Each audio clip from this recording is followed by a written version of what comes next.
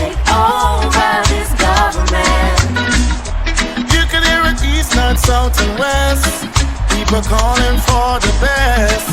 Granger, we want you as president. Hello again, Guyana, and welcome to The Public Interest. I'm Malika Ramsey.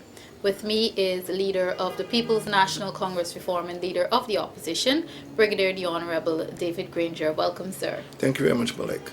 This week, the importance of national unity is rearing its head again. Now, a partnership for national unity and, of course, Brigadier David Granger are not only campaigning on the importance of education as we prepare for the May 2015 regional and general elections, but the partnership also believes that it's important to highlight the necessity for national unity in our country. Brigadier, why is it important for there to be national unity in Guyana?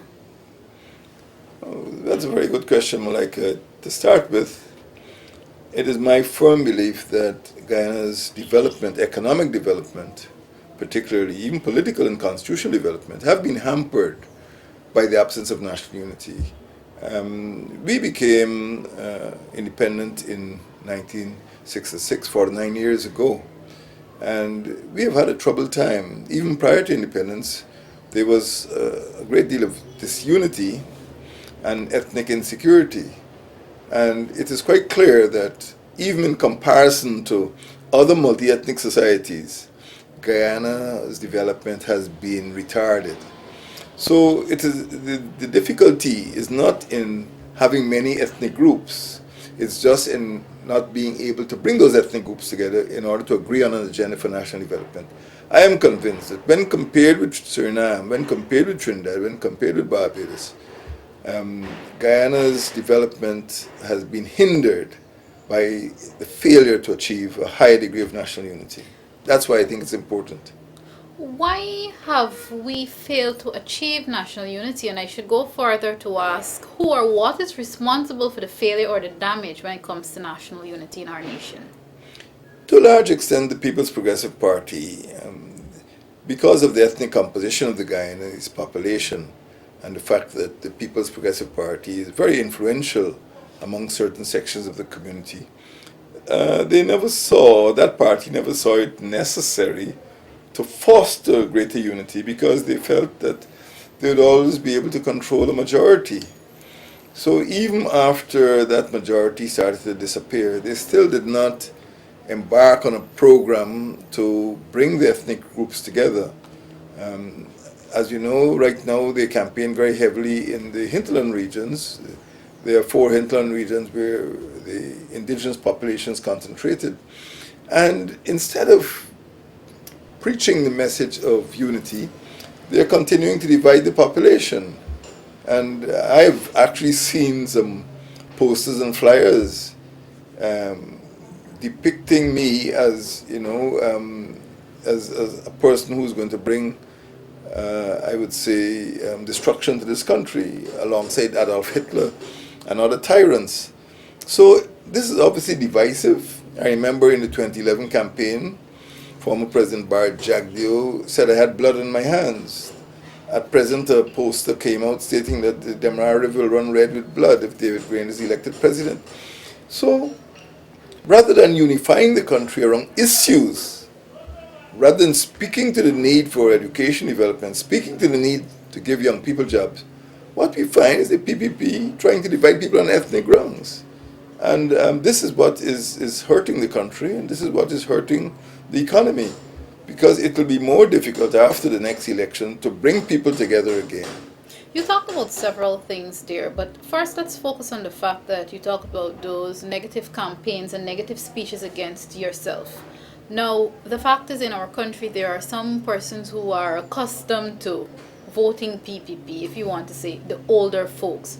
How can you convince those older folks that what David Granger indeed wants is national unity and you're not out to destroy our country? In the first instance, it is based on the education and information and our own communication with various publics. I wouldn't single out the older folk. I would feel that many young people also have this type of misinformation or miseducation, and they may go ahead because they form a picture, what I call a social construct of other groups. People who live on the coast may think they understand the indigenous people, and this is perpetrated or perpetuated by the fact that every time there's a beauty contest, you have to put some little girl on the stage with coconut shell, looking, in a sort of non-modern way. Yeah. So these stereotypes are perpetuated, and there are other stereotypes too, which people may not utter about, laziness or greed or criminality, negative stereotypes. And when people learn these stereotypes, it is difficult to unlearn them. I would feel that the way to go is to have a massive education program, have a massive program in the schools which inform all children that people are equal and deserve to be treated equally. This doesn't happen now. And many people go through primary, secondary, university, without really understanding their neighbors, without understanding the other people in Guyanese society. So I think in the home, in the masjid, in the club, in the workplace, we need to embark on a program of education so Guyanese become more accustomed to understanding each other's culture, even language, because there's some situations in which people don't even understand a single word of one of our 9 Amerindian dialects. I think it's a start. And once that start has been made, I think it'll be easier to accept other people. Maybe being different, they might look different, but inside, they're just other people. I'm happy you talked about understanding each other's cultures and each other's languages, because earlier you also talked about the government, the PPP, not fostering national unity. Now, despite this, we're in a society where we see an Amerindian, in terms of a relationship, in terms of having children, making babies, to use simpler terms. An Amerindian, you may see an Amerindian get involved with Afro-Guyanese, or Afro-Guyanese get involved with East Indian Guyanese. And when we have activities like Folk Festival, we see a mix. We see Amerindians being involved, Indo-Guyanese being involved, Afro-Guyanese. Do you believe that this sort of mix, explosion, if you want to call it that, would somehow help to push your cause, your fight for national unity? Well, it has been helping because I have not seen the actual statistics, but it is quite likely that about a quarter of all Guyanese, that is 1 in every 4 Guyanese, is likely to be mixed blood. And more than that, is likely to admit or even demand that he or she be referred to as mixed, which suggests that there might be even more than a quarter of our population which actually is mixed. And we should get away from these myths about ethnic purity, because I would reckon that when you look back historically, many of the immigrants who came in, particularly the Chinese and Indians and Portuguese, they intermarried with Africans and they got children. So, in fact, Guyana is fast becoming a more mixed society. So I would say that a natural demographic process is taking place. So even if there's a small number of persons who wish to see themselves as pure or unmixed, in fact, they're being left behind, and more people are choosing partners that they like, rather than the partners that they're directed to choose by their priest or their imam or their parents. How difficult will it be for David Granger to campaign for the 2015 regional and general elections, given that there actually may be forces working against national unity? How difficult would it be for you to take that message and run with it? It will always be difficult because the people who do most to damage national unity, I believe, are the PPP, and they have command of state resources.